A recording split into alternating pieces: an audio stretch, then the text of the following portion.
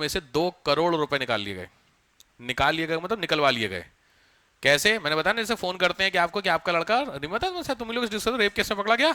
अब ये सिचुएशन ऐसी है कि इसमें आदमी हड़बड़ा जाता है, और जो बंदा वीडियो बना रहा है वो कॉल कर रहा है, वो कौन है? पीछे बंदा पुलिस वाला, सामने उसके पीछे 2 पुलिस वाले खड़े, और उसके बैक साइड में जो बैकग्राउंड है वहां पे बाकायदा लिखा हुआ है कार्यालय एसपी। तो पूरा माहौल समझ गए, ये हाल था। तो वो जो डॉक्टर वाली था डिजिटल रेस में, कल न्यूज देख रहा था, मैं भेजूंगा वीडियो, उसको देखिएगा आप लोग। उसमें उसके पास सोचे एक नोटिस आया कि आप जो प्रैक्टिस कर रहे हैं, सरकारी है ना, तो आप जो प्रैक्टिस कर रहे हो इलीगल तरीके से कर रही हैं, ऐसी कुछ खबरें हमें मिली हैं, और आपके अगेंस्ट में कोर्ट ने एक ऑर्डर पास किया है। और वो ऑर्डर सोचो, उसके घर की मेल, मतलब घर के जो एड्रेस, उस ऑर्डर पे हार्ड कॉपी भेजी गई ऑर्डर। आप समझो जरा किस लेवल पे काम हो रहा है। उसने खोल के देखा तो बाकायदा उसमें उच्च न्यायालय ऐसे करके मोहर लगी हुई है, सील लगी हुई है। आदमी ट्रस्ट करेगा या सब सही लग रहा, गलत क्या हो रहा है इसमें? तो इसके बचे क्या? तो उसके लिए फिर ऑप्शन था कि बेल करानी पड़ेगी आपकी, तो बेल कराने का खर्चा इतना आएगा। अब समस्या यह है कि जिसको सरकारी नौकरी मिली है, थोड़ा लगता है ना सर दर्दी वाला काम है, कैसे कैसे करे। सोचो उसने अपना घर और पूरा बेच वोच करके पैसे इकट्ठा किया और फिर उसके अकाउंट में ट्रांसफर किए, और बाद में पता चला कि साहब सारी कहानी ऐसी है। आप समझ रहे हैं भाई साहब, इस लेवल पे इस समय डिजिटल फ्रॉड हो रहे हैं।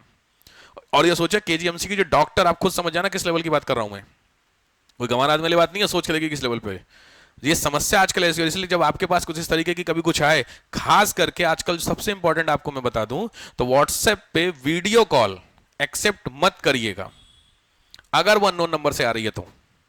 किसी की होता ना ऑडियो कॉल, बाई चांस आप स्पैम उठा भी लेते कोई दिक्कत नहीं, व्हाट्सएप पे वीडियो मत एक्सेप्ट करना। खास करके लड़कियों के लिए बोल रहा हूं मैं, बहुत खतरनाक स्कैम चल रहा है इस समय, अलग ही लेवल का स्कैम चल रहा है। वीडियो कॉल आपने एक्सेप्ट कर ली, सामने वाला बंदा होगा वो कुछ इस तरीके की एक्टिविटी कर देगा जिस एक्टिविटी में आपको कहोगे तब समझ ही नहीं पाओगे हो क्या रहा है, उतने में कॉल कट गई। बट चक्कर क्या, उसने अपना कॉल रिकॉर्डिंग ऑन कर रखी है, तुम्हें तो पता ही नहीं चला आधे 10-20 सेकंड में क्या हुआ, बट उसकी कॉल रिकॉर्डिंग में तो उसने जो हरकत की वो हरकत में आप भी तो स्क्रीन पे हो। वीडियो कॉल में नीचे आप कॉर्नर में होते, एक बड़ा कॉर्नर में सामने वाला बंदा होता है, तो दोनों लोगों की फोटो तो है, तो उसका तो वही काम है, लेकिन आपका जो कॉर्नर में फोटो होता है तो आप फंस गए। और वही क्लिप वो 10-5 मिनट की जो भी 2-3-10 सेकंड की क्लिप होगी, उस क्लिप को काट के तुरंत तुमको भेज देगा वीडियो कॉल में कि ये देखिए क्लिप है, और उस क्लिप में कुछ इस तरीके की चीजें होंगी, आप खुद समझ रहे होंगे किस तरह की चीजें हैं, वो चीजें हैं उसमें। बस आप, सबसे बड़ी समस्या क्या हो गई इसको कि साहब इसके बदले क्या करो, दो नहीं तो गए। भाई आजकल होता है बिटिया की ये है वो है, भाई बहुत सारे इश्यूज होते हैं कि रिस्पेक्ट है ये, अरे बहुत सारी चीज ना, इज्जत ये वो करके, तो उसके बदले क्या दो, अकाउंट में ट्रांसफर, ये हाल हो गया है। और आप कुछ नहीं कर सकते हो, होता है ना, तो ज्यादा शौक ना पालना। क्या आपको लगता है कि यार वीडियो कॉल उठा मत उठाओ भैया, नहीं परेशान, मोदी जी कॉल नहीं कर रहे तुमको पूछने के लिए। हमेशा मजाक, सीरियसली मैं मजाक करता हूँ चीज को, बट समझना मैं क्या कह रहा हूँ, कौन जरूरी यार इन सब चक्करों को लेकर के। तो जिस हिसाब से काम हो रहा है, बाद में बहुत पछताओगे, कुछ नहीं होगा।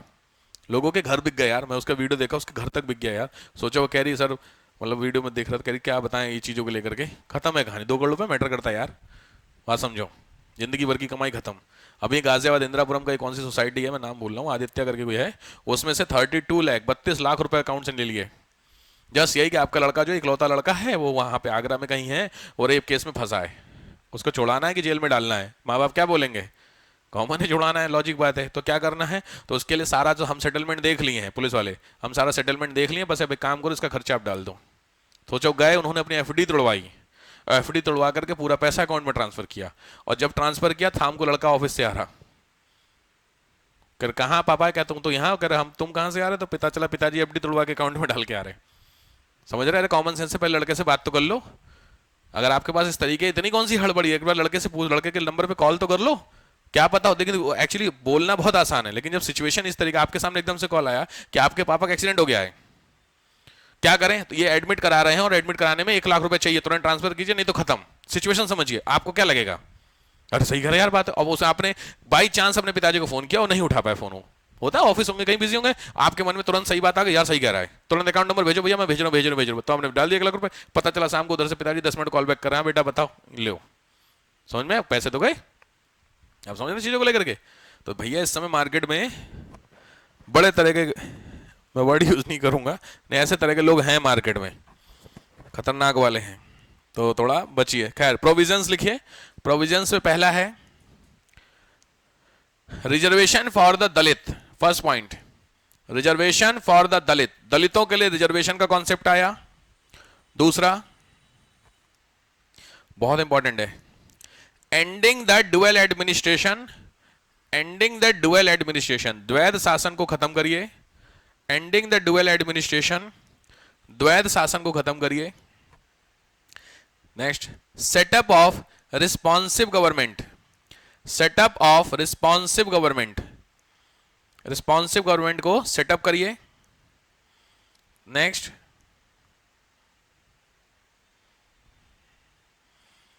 यहीं पे ध्यान रखना, पहली बार एक कॉन्सेप्ट आता है और वो कॉन्सेप्ट है डोमिनियन स्टेटस का। डोमिनियन स्टेटस सुना है आप लोगों ने? डोमिनियन स्टेटस का मतलब होता है अधिराज्य। तीन चीजें होती हैं समझो। पहला होते हैं स्लेव, गुलाम। दूसरे होते हैं, आप दूसरे लैंग्वेज में इसको कॉलोनी भी बोल सकते हैं, ठीक है। दूसरे डोमिनियन होते हैं और तीसरे क्या होते हैं? फ्री। ये तीन स्टेजेस होती हैं फ्रीडम की किसी भी देश के लिए। तो कॉलोनी का मतलब क्या होता है?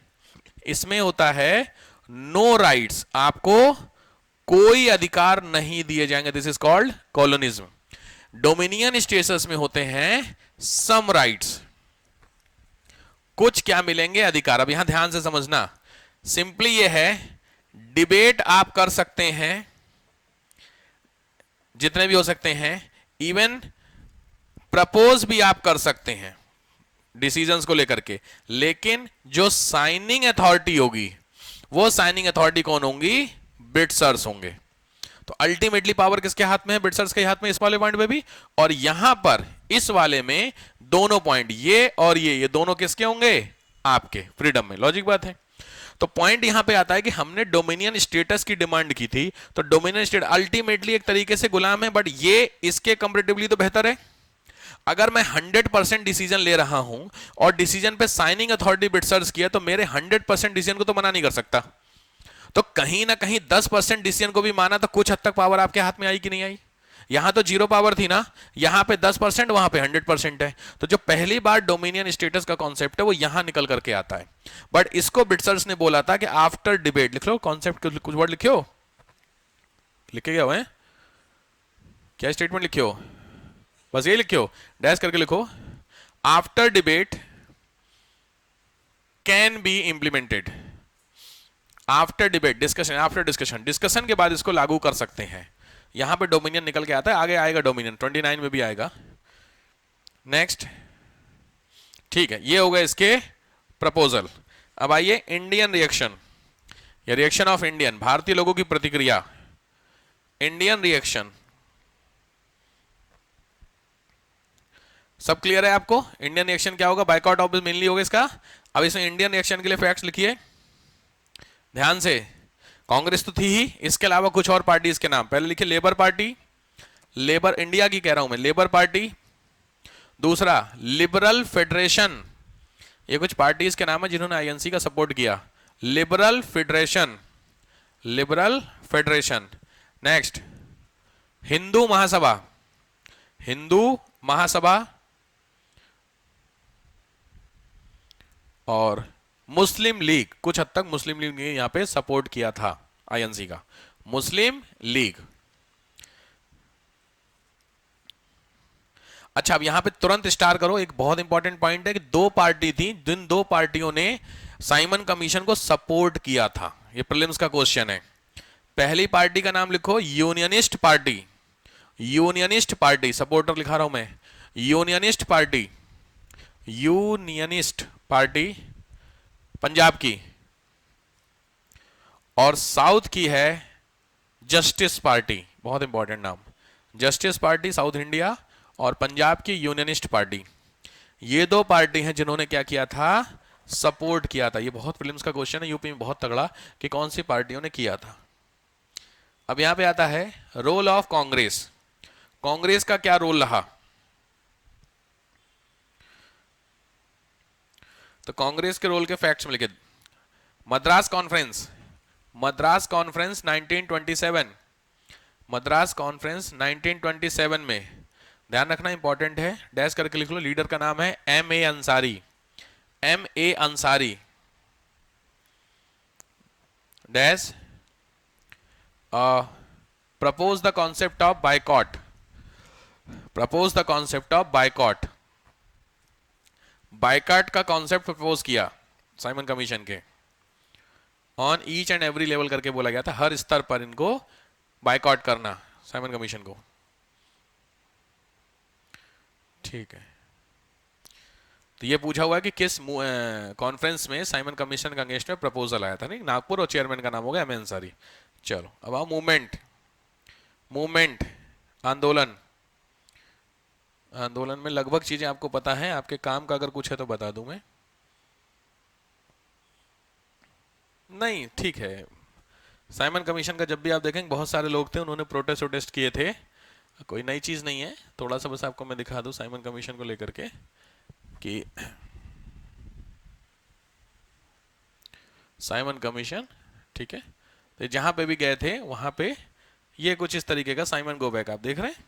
तो इस तरीके के प्रपोजल आपको आसानी से वहां दिखेंगे, जहां जहां पे भी गए थे। तो ब्लैक फ्लैग, काले झंडे को लेकर के प्रोटेस्ट किया गया था इस तरीके का, ऑल ओवर इंडिया, हर जगह देख रहे हैं। तो ये कुछ उनका था, साइमन आयोग था, तो जहां पे भी आते थे उस तरीके से। ठीक है, तो गांधी जी का बहुत ज्यादा इसमें ऐसा नहीं है कि गांधी जी भी इस मूवमेंट को लीड कर रहे थे, बट ऑल ओवर इंडिया में इनका क्या था, प्रपोजल था। ठीक है,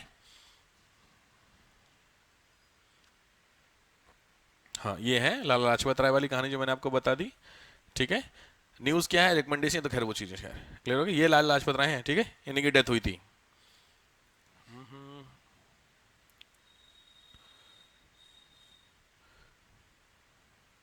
ये देखो भारत पहुंचा था कमीशन जब ये, ठीक है,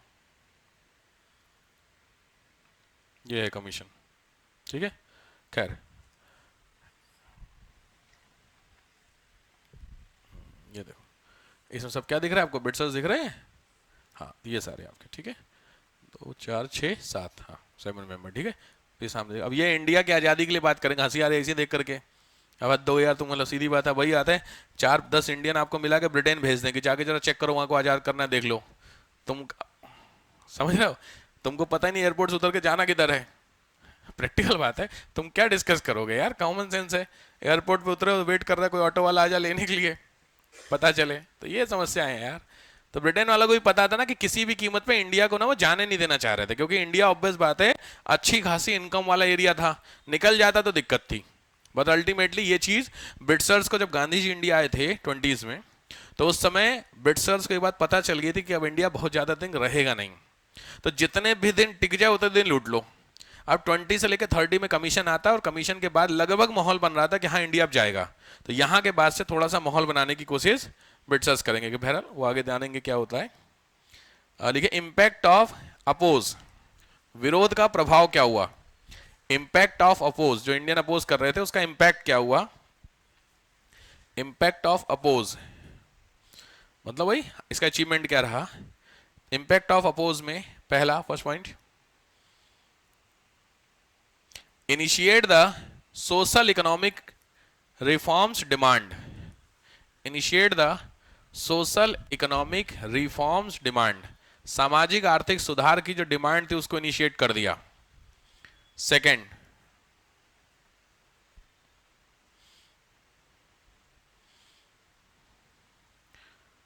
challenged by Lord Birkenhead. Challenged by Lord Birkenhead ने चैलेंज दिया इंडियन को। क्या चैलेंज था आगे जानेंगे। बड़ी बेइज्जती हुई थी लेकिन हमारी, लिटरली इंडिया वालों की तगड़ी वाली इंसल्ट हुई थी इस पॉइंट पे। Third, a new concept develop, a new concept develop, new concept develop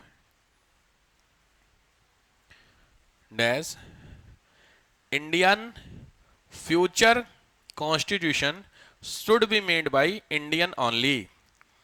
Indians future constitution should be made by Indian only. Bharat का संविधान भारतीयों द्वारा ही बनाया जाएगा, ऐसा कुछ इश्यूज थे। The role of youth was very creative, role of youth was very creative, was very creative even in 1927। बहुत इंपॉर्टेंट पॉइंट कंक्लूड करा रहा हूं। Even in 1927 a lot of organizations were formed, a lot of organizations were formed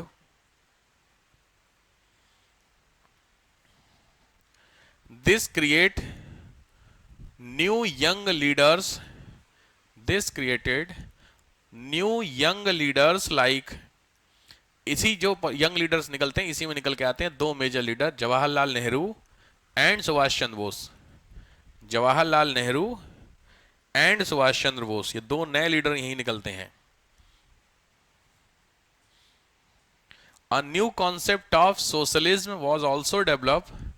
A new concept of socialism was also developed.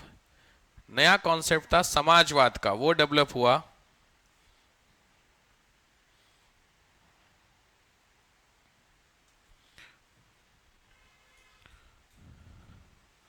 Some semi-revolutionary parties, some semi-revolutionary party, कुछ अर्ध क्रांतिकारी संगठन like, ध्यान से, पहली है नौजवान भारत सभा, सुने होंगे तुम लोग। नौजवान भारत सभा किसकी है? भगत सिंह की पार्टी है, नौजवान भारत सभा। और दूसरा workers and peasants party, workers and peasants party were also developed or formed.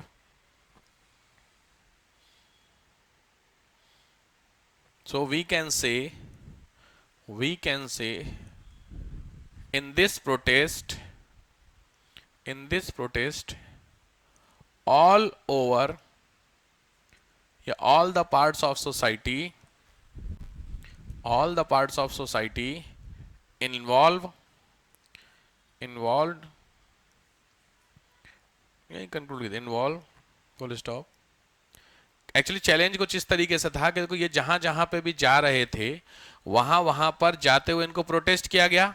अच्छा, अब ये इंडिया में आए क्यों थे, मैंने आपको उसके पीछे का रीजन बनाया कि इंडिया को अगर मैं आजाद करूं, कौन? ब्रिटिशर्स, तो इंडिया को कैसे चलाया जाए उसको लेकर के कहानी थी। तो इंडियंस को क्या हुआ कि जहां पे भी गए वहां पे किसने बोला? इंडियन ने प्रोटेस्ट किया। तो ब्रिटिशर्स ने, अब यहां इंसल्ट थी ना ब्रिटिशर्स की, भाई सीधी बात है कि आपकी हम बात ही नहीं मान रहे, तो ब्रिटिशर्स ने, आप कह सकते हैं कि एक तरीके से चैलेंज किया इंडियंस को, चलो एक काम करो कि साहब आप मेरी नहीं सुन रहे हो, मेरी मतलब ब्रिटिशर्स की नहीं सुन रहे हो, आप एक काम करो, आप एक ऐसा कॉन्स्टिट्यूशन बनाओ जो constitution is accepted by all. आप खुद बनाओ, अगर आपको लगता है कि हम बना रहे हैं, हमसे आपको दिक्कत है, तो आप खुद बनाओ कॉन्स्टिट्यूशन। और वो कॉन्स्टिट्यूशन कैसा हो? सभी के द्वारा क्या हो? एक्सेप्ट। सभी का मतलब इंडिया में मुस्लिम लीग हो, कांग्रेस हो, हिंदू महासभा, XYZ जितनी पार्टी है, सभी लोग इसको एक्सेप्ट करें, ऐसा बनाओ। ऑब्वियस बात है, इंडियन बोला हाँ कोई दिक्कत नहीं, हम बना, होता है थोड़ा माहौल में, हाँ हाँ कोई दिक्कत, हम बना लेंगे। मोतीलाल नेहरू साहब जो होते हैं चेयरमैन बनाए जाते फट से, इंडिया फट से काम तुरंत होता है। किस 28 की कहानी बता रहा हूं मैं। चेयरमैन बने, चेयरमैन बनते लीड हुए और 7 लोगों की तुरंत कमेटी बन गई। उस कमेटी ने मिल करके खट खट खट खट खट ड्राफ्ट तैयार कर लिया और ड्राफ्ट तैयार करके सितंबर 1928 में पेश कर दिया। That report is called Nehru report. History में पढ़ेंगे आप लोग आगे, नेहरू रिपोर्ट उसी को बोला जाता है। दिक्कत बस ये हुई कि उस नेहरू रिपोर्ट के अंदर जो प्रोविजंस थे, वो प्रोविजंस जवाहरलाल नेहरू को खुद एक्सेप्ट नहीं थे।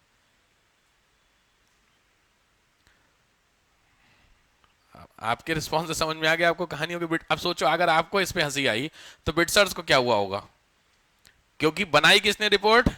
पिताजी ने, और मना किसने कर दिया? अब आप सोचिए, बाकी तो मैंने क्या बोला, उन्होंने चैलेंज किया कि सभी को एक्सेप्ट हो। यहां तो कहानी क्या हुई कि बाप बेटे में लड़ाई हो गई, और इस लेवल की लड़ाई हुई कि जवाहरलाल नेहरू और Subhash Chandra Bose resigned from the Congress. कह रहा तुम ही राम जा रहे, सोचो।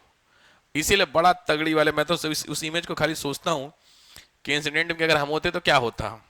भाई एक बाप रिपोर्ट पेश कर रहा, बेटा उड़ के चला गया, भाई हमें चाहिए नहीं रिपोर्ट। दिक्कत ये बस ये हुई थी, तो जवाहरलाल नेहरू थे और सुभाष चंद्र बोस यंग थे, तो मैंने बताया ना थोड़ा सा जल्दी गुस्से वाली चीज होती है। तो इस वाली रिपोर्ट में जो मेन कॉन्सेप्ट था, वो मेन कॉन्सेप्ट था डोमिनियन स्टेटस का। मैंने समझा आपको डोमिनियन। इन्होंने बोला कि जो ब्रिटिशर्स हैं वो हमें क्या दें? डोमिनियन स्टेटस दें। नेहरू और सुभाष चंद्र बोस का कहना था कि डोमिनियन की कहानी का दौर गया, अब हमें क्या चाहिए? थर्ड फेज क्या था? फ्रीडम। यानी अब बात किस पे होगी? फ्रीडम पे। जबकि उनका कहना था मोतीलाल नेहरू बाकी लोगों का क्या कि अभी डोमिनियन लेने दो। बिल्कुल सही बात भी थी, देखो, आप कॉलोनी से सीधे कैसे इंडिपेंडेंस हो गया होगा, समझ रहे हो? मैंने आपको फेस बता, हर चीज का एक तरीका है, पहले प्री है, फिर मेंस है, फिर इंटरव्यू ना। प्री के बाद इंटरव्यू तो नहीं है कि प्री मेरा निकल गया, मेंस क्या देना, हो गया मेरा, इंटरव्यू कराओ, नहीं ना। बहुत सारे बच्चे होते हैं यहाँ पे जो एडमिशन लेते हैं, एडमिशन की जब काउंसलिंग करते हैं वहां पे आते हैं मतलब बात करने के लिए, तो कहते हैं सर हम मॉक दे सकते हैं। बहुत बहुत सारे बच्चे होते हैं जो मॉक चलते हैं, आईएएस वाले बच्चे को कहते हैं मॉक दे सकते हैं, और वो एडमिशन लेने आए हैं। आप सब समझ रहे हो, मतलब प्री नहीं निकला है और मॉक देने की तैयारी कर रहे हैं। तो वहीं पे होता है कि नहीं, क्योंकि मॉक है ना, हम लोग मना कर देते कि नहीं मॉक आप नहीं दे सकते। कह रहे सर हम अपने आप को देखना चाहते हैं। हम कह देखना तो पहले प्री में देख लो, कि पता चले मॉक तक पहुंचे नहीं भाई जिंदगी में। होता है ना, प्री मेंस निकला ही नहीं तो मॉक देके क्या फायदा होगा। तो लॉजिक क्या हुआ कि हर एक चीज का एक प्रोसीजर होता है। तो लॉजिक बात यह है कि अगर आप कॉलोनी है तो कॉलोनी से आप क्या बनेंगे, 10-20% के मालिक, और फिर 10-20% से 100% जाओ। सीधे 0 से 100 पॉसिबल नहीं था। तो यहां पे जवाहरलाल नेहरू और सुभाष चंद्र बोस ये दोनों गलत थे, कहीं कोई दिक्कत नहीं थी। कांग्रेस का कहना था कि हमें डोमिनियन दीजिए, डोमिनियन जब मिल जाएगा तो हम कुछ वर्कआउट करेंगे, और उस वर्कआउट की बेसिस पे आप प्रपोज करना हमने काम ठीक किया कि गलत। अगर ठीक किया होगा तो हम आगे बढ़ते हैं, बट उसके लिए हमें डोमिनियन चाहिए ना। नेहरू और बोस का क्या कहना था कि डोमिनियन वाले नहीं, अब हमें क्या चाहिए, आजादी, सीधी बात। इस पॉइंट को लेकर के दोनों इश्यू हुआ बाबेडे में, और नेहरू साहब और बोस ने क्या कर दिया, रिजाइन कर दिया। अच्छी बात यहां फिर हुई। फिर मैंने अभी आपको क्या बताया कि आपके घर में कौन है, एक बुजुर्ग, और वो बुजुर्ग कौन थे, गांधी जी। तो जब जब कांग्रेस की नैया डूबने आई है तब तब गांधी जी खड़े होकर के बचा ले गए। जैसे इस चीज का गांधी जी को पता चला कि ये नौटंकी चल रही है भाई, सीधी बात है कांग्रेस के अंदर, तुरंत गांधी जी ने बोला कि चलो एक काम करो, दोनों को। अब यहां पे लॉजिकली आप बताइए क्या सोल्यूशन देते हैं। सिचुएशन मैंने आपको बता दी, बाप बेटे आपस में लड़ रहे, आप अगर होते यहां पे आपसे सोल्यूशन पूछते तो क्या सोल्यूशन था आपके पास। बेटो उसके अपनी पार्टी बना ली, झंझट खत्म करा, कांग्रेस बेकार है। क्या लगता है आपको सोल्यूशन होता। गांधी जी का सोल्यूशन मैं आपको बताऊंगा, जिन्होंने मेरे से सुना है वो लोग शांत रहे, बाकी बाकी लोग दिमाग लगाइए, बताइए क्या सोल्यूशन संभव था। देखो तुम लोगों का भी दिमाग मॉडर्निस्टिक पहुंच पा रहा है गांधी जी की तरह कि नहीं, खाली कर आते हो गांधी जी को, सोचो गांधी जी की तरह। गांधी जी के कॉन्सेप्ट लगभग आप जान चुके हैं, सत्याग्रह, हिंसा, सारी चीजें जान गए। तो गांधी जी यहाँ पे क्या बताए होंगे, यही क्वेश्चन है बेटा सी सेट के जो बनते हैं, डिसीजन मेकिंग क्या करें। सिंपली है, गांधी जी ने क्या बोला पता है, गांधी जी ने बोला चलो एक काम करो, 1 साल का टाइम इस रिपोर्ट पे डिबेट करने के लिए मैं ब्रिट्सर्स को दे रहा हूं। अगर 1 साल तक विद इन 1 ईयर ब्रिट्सर्स ने डोमिनियन स्टेटस दे दिया तो बहुत अच्छी बात है। लेकिन क्योंकि उनको पता था ना कि कैसे किसके सके हैं ब्रिट्सर्स, कहानी देख रहे हो पिछले जो चीज सोचो यार, पिछले 50 साल में 1 रुपया नहीं दिया किसी ने, और तुम उससे कह रहे हो कि सीधे पूरा पैसा तुम्हारे हवाले कर दे, तो पॉसिबल है। तो हमने क्या बोला, पहले 100 रुपए दो फिर 1000 लेना। तो हम आपकी 1000 वाली बात को मैं मानता हूं, लेकिन कंडीशन यह है कि पहले 1 साल तक जब रिपोर्ट आई, उस रिपोर्ट से 1 ईयर आप क्या दे दो, डोमिनियन दे दो। नहीं तो उस 1 साल के बाद जो लड़ाई लड़ी जाएगी वो कौन सी लड़ाई होगी, फ्रीडम की लड़ाई होगी। तो इसमें कौन खुश हो गए, दोनों एस्पेक्ट खुश हो गए भाई। जवाहरलाल नेहरू की डिमांड क्या थी, कंप्लीट फ्रीडम, बोस की। तो इस डिमांड को क्या बोला कि आप 1 साल कांग्रेस में रहिए और लड़ाई लड़िए फॉर द डोमिनियन। अगर मिला डोमिनियन तो ठीक, नहीं मिला तो अब फाइट किसकी लड़ी जाएगी, फ्रीडम की।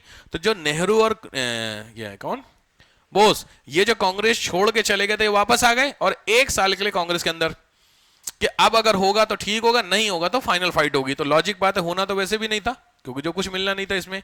तो जब दिसंबर 1928 से दिसंबर 1929 1 साल कंप्लीट हो गया, जैसे 29 होता है वैसे दिसंबर की जो मीटिंग होती है 29 की, वो होती है लाहौर में।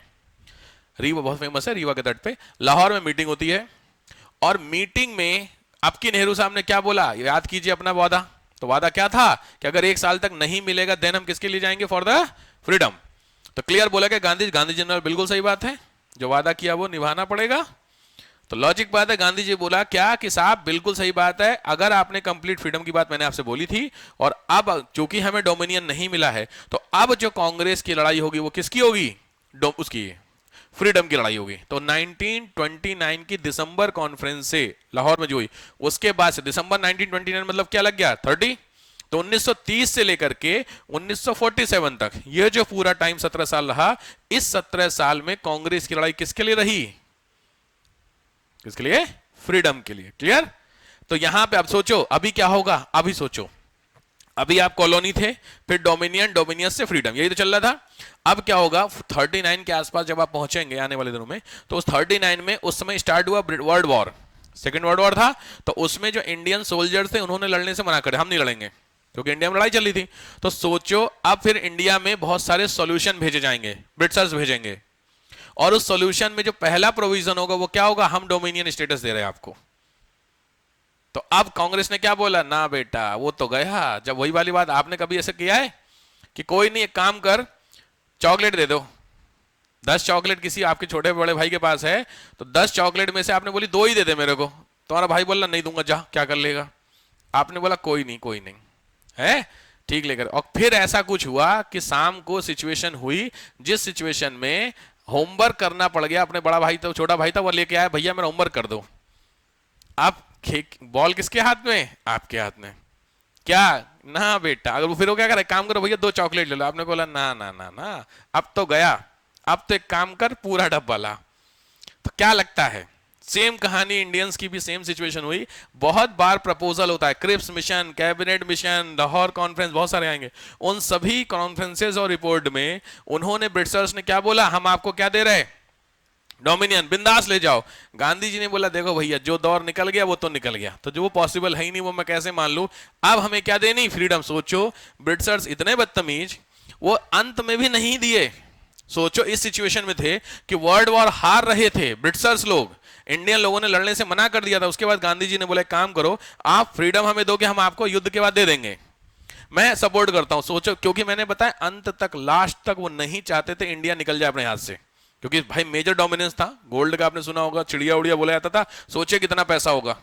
मैं एक वीडियो तैयार कर रहा हूं गोल्ड के ऊपर, उसको देखिएगा, गोल्ड की हिस्ट्री को लेकर, कि गोल्ड कहां से आया, सबसे पहले कैसे बना, उसकी वीडियो बन रही है, उसको देखिएगा। तो उसमें ही मैं कल बड़ा अच्छा मुझे इंफॉर्मेशन मिली गोल्ड को लेकर के, कितना अमाउंट था इंडिया के पास गोल्ड का। तो उसमें देखिएगा वीडियो में, मेरी आंखें खुल गई भाई साहब। मतलब मैंने कई जगह 3-4 जगहों से रिसर्च जब उठाया सोर्स, तो फिर मेरे को पता चला क्या खतरनाक वाला गोल्ड था, जिसको नादिर शाह लेकर के गया था। नादिर शाह 1739 में अटैक हुआ था, 1739 सोचो नादिर शाह ले गया, और नादिर शाह जब ले गया गोल्ड जितना, उस गोल्ड से अगले 23 साल 23 ईयर ईरान में एक भी लोगों से टैक्स नहीं लिया गया। आप सोचिए किस लेवल का गोल्ड हमारे यहां से गया होगा। ये कल मुझे ये इन्फॉर्मेशन मेरे पास, नादिर शाह लूट के ले गया तो मुझे पता था, शाहजहां का ले गया था और चीजें ले गया था, बट इतना पैसा ले गया था गोल्ड, खाली गोल्ड की बात थी, इतना गोल्ड लेकर के गया था कि सोचो अगले 20-22 साल 25 साल तक वहां के लोगों ने टैक्स नहीं दिया। आप खुद समझ जाओ कितना पैसा होगा हमारे पास। और तो सीधी बात है, अगर आपके पास कोई एक ऐसा सोर्स है, कोई एक आपके पास कोई डिब्बा देके गया, और उस डिब्बे में से रोज आपको 1 लाख रुपए निकल रहे हैं डेली, आपने हाथ डाल 1 लाख की गड्डी आपके हाथ में, और फिर ऐसा आपकी निकल पड़ी आपकी, तो कुछ नहीं करना है, सुबह उठे हाथ डाल 1 लाख रुपए अकाउंट में, यही हुआ आपके पास। अब समस्या हुई कि जिसका वो डिब्बा था वो लेने आ गया, आपको रास्ते में कहीं पड़ा हुआ मिला, और वो लेने आ गया, भाई साहब मेरा डिब्बा वापस कर दो। आप क्या करेंगे, सही सही वाली बात दिल पे हाथ रख के बताना, यहां पे वो नहीं चल रहा एथिक्स, समझ गए, बिंदास सीधी बात है सर, नहीं करेंगे भाई, ह्यूमन नेचर हो गया। आपका कुछ करना ही नहीं है, बिना करे 1 लाख रुपए मिलने महीना, तो आप क्यों कुछ करोगे, सोचने वाली बात है। तो लॉजिक बात है, इंडिया जो कि उस समय की सबसे बड़ी कॉलोनी थी ब्रिटिशर्स की, सबसे ज्यादा रेवेन्यू जनरेट कर रही है, तो जो सबसे ज्यादा रेवेन्यू जनरेट कर रही है उसको ही निकाल दो, क्या फायदा। तो अंत में 1946 तक आते आते ब्रिटिशर्स इतने बदतमीज, उन्होंने बोला नहीं करेंगे फ्री। और जब उनको पता चला क्या कि साहब कुछ लास्ट ऑप्शन नहीं हो सकता है, तो वो आग लगा के चले गए। आप समझ रहे हैं आग कौन सी, इंडिया पाकिस्तान वाली। अगर उसी समय ब्रिटेन बोल देते कि नहीं बनेगा, बात खत्म थी वो। लेकिन उन्होंने क्या बोला, भेजा यहां से, अरे माउंटबेटन प्लान वगैरह यहां पे आते हैं, तो उन्होंने आया और बोला कि ठीक है हम डिस्कस करेंगे, और डिस्कस करने के बाद हम करेंगे, तो सारी कहानी गड़बड़ हो गई। फिर कैसे क्या, जब डिस्कशन का ऑप्शन दे दिया आपने, तो लॉजिक बात है एक नया रास्ता खुल गया ना, ये सबसे बड़ी दिक्कत थी। फिर इस चीज का फायदा किसने उठाया, मुस्लिम लीग ने, तगड़े वाले दंगे कराए, मजबूरी में गांधी जी ने फैसला लिया, खैर वो आगे की चीज होती, खैर ठीक है। तो ये कॉन्सेप्ट किसका रहा, आपका डोमिनियन स्टेटस को लेकर के, ठीक है। तो आप कह सकते हैं यहां पर मॉडर्न हिस्ट्री का सेकेंड फेज भी एंड होता है। अब आपका थर्ड फेज स्टार्ट होगा, दैट इज फ्रॉम 1930 टू 1950। उससे पहले 1-2 चीजें नोट कर लीजिए, क्वेश्चंस हैं बेसिकली, कौन कौन से हैं। पहले 2-3 क्वेश्चन है। What is the recommendation of Simon commissions? What is the recommendations of Simon commission? Simon commission की रिकमेंडेशंस क्या क्या हैं? दूसरा,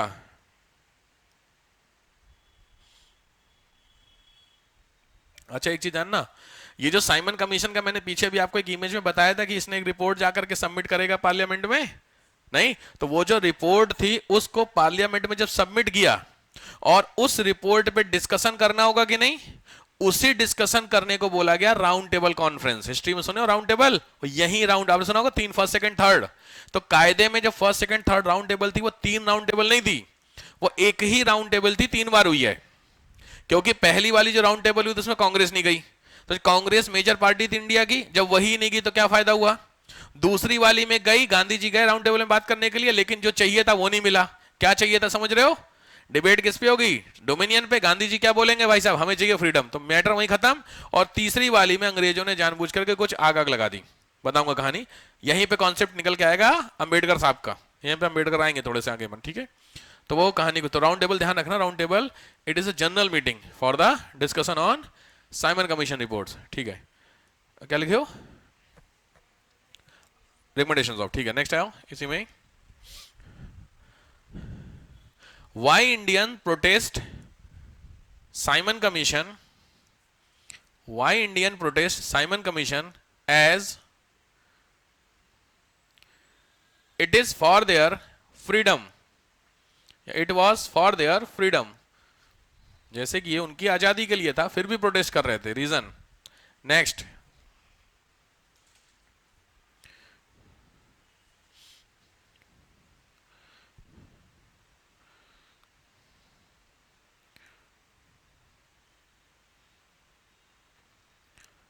why Simon Commission came, why Simon Commission came before its fixed time, इसके फिक्स टाइम से पहले Simon commission क्यों आया?